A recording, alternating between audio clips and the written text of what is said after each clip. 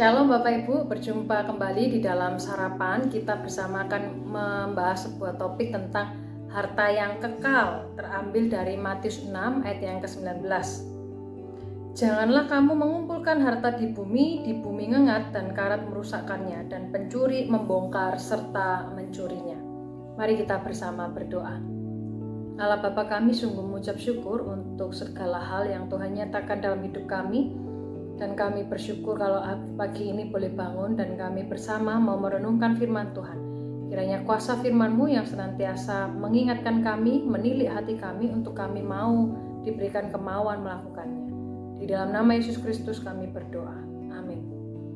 Nah Bapak Ibu, setiap orang itu ingin supaya hidup di dalam dunia ini dipenuhi dengan keinginan dan juga kebutuhan.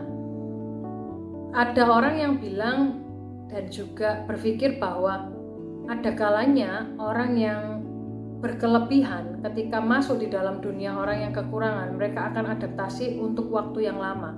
Tetapi lebih cepat orang yang berada di dalam kekurangan untuk beradaptasi ketika mereka memiliki kelebihan yang cukup banyak.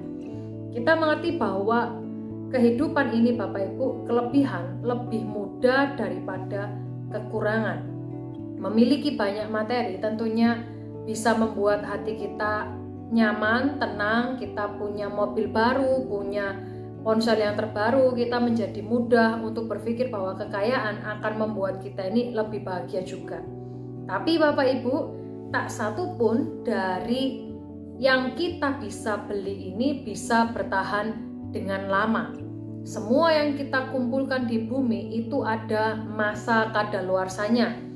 Mobil bisa rusak, rumah apalagi bisa jadi lapuk, kena gempa bumi, kena banjir.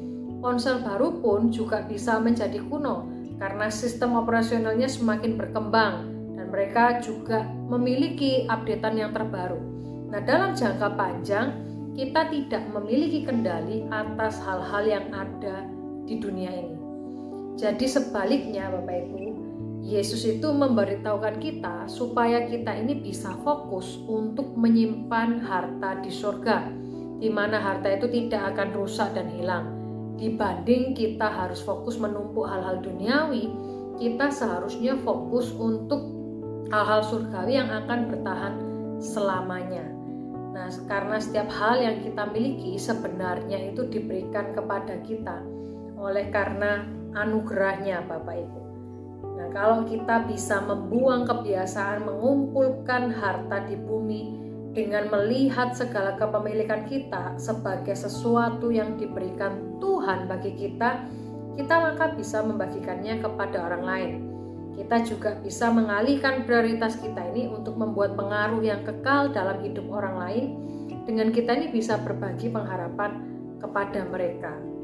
Nah, maka dari itu Bapak Ibu, langkah kecil apa yang bisa kita ambil mulai hari ini supaya kita tidak terikat dengan harta di duniawi, tetapi kita sungguh-sungguh mengumpulkan harta yang kekal di dalam surgawi.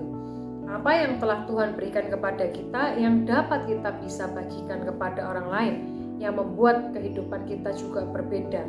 Biarlah kita juga boleh mengambil satu langkah kecil untuk kita bisa berbagi dengan kepemilikan yang kita punyai dari anugerah Tuhan. Mari bersama kita berdoa. Tuhan, kami bersyukur untuk setiap kelimpahan, kecukupan, dan juga di dalam kekurangan pun Tuhan masih memberikan kami anugerah. Tuhan, ketika kami menyadari bahwa diri kami juga memiliki kelebihan yang terlebih melimpah Tuhan berikan, bila kami juga belajar untuk berbagi dan memberikannya kepada sesama kami. Ajar kami untuk tidak terikat dengan harta duniawi kami, tapi ajar kami untuk kami boleh menyatakan dan juga membagikan kasih-Mu kepada orang yang kami jumpai ya Tuhan. Kami pun berdoa untuk sepanjang hari ini ya Tuhan, kiranya kuasa karunia-Mu yang menyertai kami untuk kami bisa menjalani kehidupan ini dengan pikiran jernih. Terpujilah nama-Mu, demi Yesus Kristus kami berdoa. Amin. Sampai jumpa Bapak Ibu, Tuhan Yesus memberkati setiap kita.